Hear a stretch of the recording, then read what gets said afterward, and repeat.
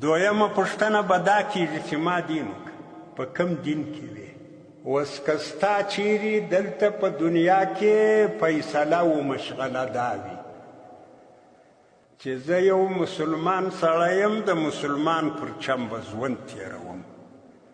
او دا ستا مسلماني دونه موثره وي چې ډېر کارونه په تا دغه مسلماني کوي، او دا داسې موثره وي چې ډېر کارونه په تا دغه مسلماني پرېږدي.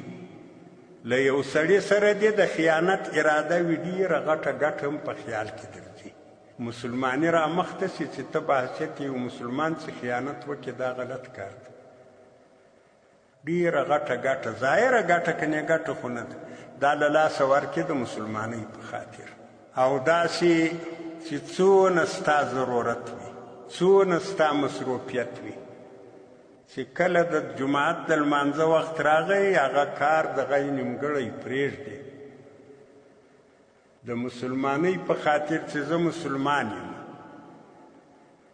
مسلمانان داسې خلک دي چې تجارت و سودا وي د الله له ذکره نه مشغولوي، چې د الله د ذکر وخت راغی بیا هر څه پرېږدي. او که تا د یوه من په ټاټو دپاره چې ګراک راته ولاړ و لمونځ دې پر ورکوي، نو بیا خو ته د خپلې هواو د خواهش تابع یې، د دین تابع نه یې. نبي علیه الصلاة وسلام وایي تر هغه وخته پورې سړی په حقه مؤمن نه ده، تر څو پورې چې زه تر پلارو، تر مورو، تر ځانو، تر ټولو خلکو ورته محبوب نه سوم. تا ته به نبي علیه الصلاة وسلام تر هر څه محبوب وي. د محبوبیت معنا شارحینو د حدیث دا کړې ده چې چیرې ستا د ځان او د نبي علیه الصلاة وسلام د راوړي دین تقاضاوې سره مقابلې شوې. ستا د ځان تقاضا یوه وه، د دین تقاضا بله وه. تا د دین تقاضا له مخه کړه، د ځان دا دې شاته کړه. ستا د اولاد غوښتنه یو رقم وه، د دین غوښتنه بل رقم وه. تا د دین غوښتنه مخته کړه، د اولاد غوښتنه دې شاته کړه. ستا د کور د بیبي غوښتنه یو رقم وه، د دین بل رقم وه. تا د بیبي غوښتنه شاته کړه، د دین غوښتنه دې مخته کړه. د ټولنې تقاضا یو ډول و، خلکو یو څه درڅه غوښتو، دین بل څه درڅه غوښتو. تا خلک خفه کړو، د خلکو غوښتنه دې شاته کړه، دین دې مخته کوي. دغه سړی چې دا هغه کامل مؤمن ده چې د نبي علیه الصلاة وسلام محبت یې تر اولادو، تر ښځو، تر ځانو، تر ټولو خلکو له مخه کړی دی. دا هر څوک چې وي په هر آن کې دی له ځانه سره حساب کوي، له سترګو سره حساب کوي چې زه یو مسلمان یم، دا سترګې ما ته امانت سپارلې شوي دي. نو دا پردی امانت ده، ما یې پوښتنه کېږي غلطې باید نه کړم، مستعمل له پښو سره حساب کوي چې دا زه یو مسلمان یم، دا پښې امانت الله راته سپارلې دي. امانت کې خو خیانت بیا ډېر بد کار دی. داسې د لاسو، د غوږو، د خولې، د ژبې، د دماغو، د فکر، د چورتو، د زړه، ټول داسې له ځان سره حساب کوي. کتابو کې مسله راځي د تصوف په کتابو کې، په پیري و موریدي کې. په پیري و موریدي کې یو حساب ده چې پیرانې موریدانو ته ورښیي. د مورید حالت به د ټولې ورځې مراقبه او ماښام چې کله په بستره کې پرېوتی، اعمالو ته رخصت ورکوي، بیا به محاسبه وي. د ورځې مراقبه څه معنا؟ چې سار را کښېنستې، دا خپل ټول قوتونه به په څار کې ساتي، تر څار لاندې به دې نیولي چې ګوره غلط مستعمل نه شي. مراقبه معنا یو شی تر خپل څار لاندې نیول. حالات بې څارې، د پښو، د لاسو، د سترګو، د غوږو او د هر یوه اندام مسئولیت به هم در معلوم وي، د هر یوه اندام کار به هم در معلوم وي. سترګې الله د کوم مقصد دپاره راکړي دي، بې له هغه مقصد استعمال، دا په امانت کې خیانت، او خائن ته بیا د خپل خیانت بدله ورکول کېږي. غوږونه الله د یو مقصد دپاره راکړي دي، دا زموږ نه دي، د یو څو شپو دپاره راسره دي، بیا راستل کېږي. ډېر خلک ما ورته لیدلي دي زما او ستا په مخ کې الله امانتونه ځینې واخلي بیا نه د اورېدلو طاقت یې نه د ویلو یې نه د لیدلو دا له ما او تا سره امانت دي وخت هم نه د معلوم چې څه وخت یې راڅه غواړي نو هر آن د دغه امکان شته چې دا امانتونه الله تسلیم کړي هر وایي د زړه علمه پر راغله فشار یې ورسئ ها وسو ټکر وسو فلاني وسو چاودنه وسوه دا خو ته وینې د روغ خلک روان دي نو دغه امانت به ته تر څار لاندې ساتي دي ته مراقبه وایي پیران چې دي پیران موریدانو ته د مراقبې درس ورکوي چې څوک یې مورید کوي بیا دغه توصیه ورته کوي چې ګوره خپل طاقتونه به دې تر څار لاندې ساتي هر آن به ستا پر دې خپلو طاقتو باندې نظر یې ځکه دا امانت خیانت که دې وکوي تا ته نقصان رسېږي نو چې سار دې سترګې له خوبه راروڼې سوې ستا دغه وظیفه شروع سوه چې ته پر دغو خپل بدن باندې څار کوې دا تر نګراني لاندې ساتي تر څو پورې چې ماښام په بستره کې وغځېدې پر سر دې تلتک راکش کوي اوس له ځانه سره حساب وکړه اوس بیا محاسبه ده محاسبه بیا ده ته وایي سر چې ته راپورته شوې بیا چې دغه بسترې ته رارسېدې له بسترې چې ووتې بیا بیرته بسترې ته راتلې ته حساب وکړه څو دې ښه کارونه کړي دي څو دې بد کړي دي کم دې د الله حکم پر ځان تعمیل کړی ده کمه دې نافرماني کړې ده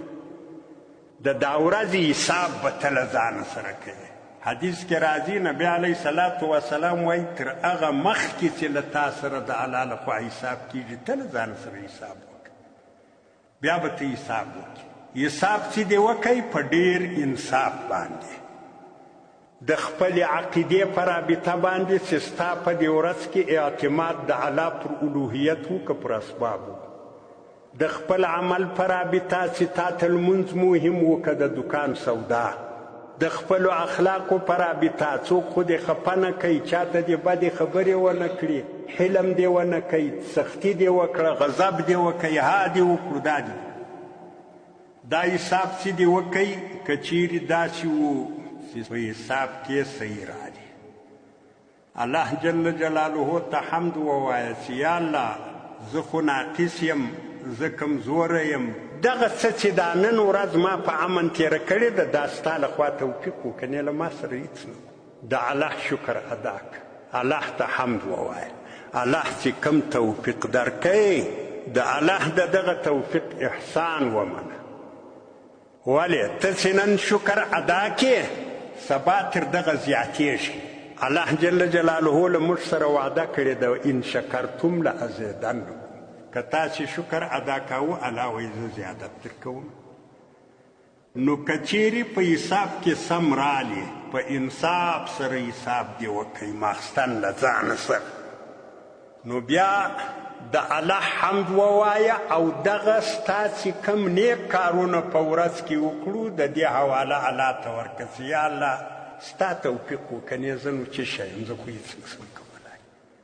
او که چیرې غلطۍ سوې وي په دغه بستره کې چې له تا و له الله ما سوا بل څوک آل نه لري الله ته به توبه وکړي چې یا الله غلطي سوې ده ته مې معاف که او د بل وخت دپاره د طاعتو توفیق راکړه او کوشش به په دا بله ورځ کوې چې پرون په کمو ځایو کې غلط سوی وم نن هغه غلطي ونسي دا ته محاسبه وایي دا د تصوف دوې لولو خبرې دي د پیر و د مورید په مابین کې دا لو رابطه ده پیر به و مورید ته د مراقبې و د محاسبې درس ورکوي مورید به ځینې زده کوي بیا به مورید له ځانه سره د دغې خبرې عمل کوي اوس نو زموږ ستاسې په مخ کې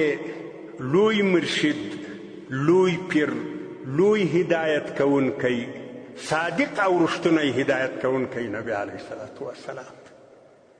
په نبی علیه صلات وسلام چې اقتدا وکړه دا ټولې توصیې هغه درته پرېښي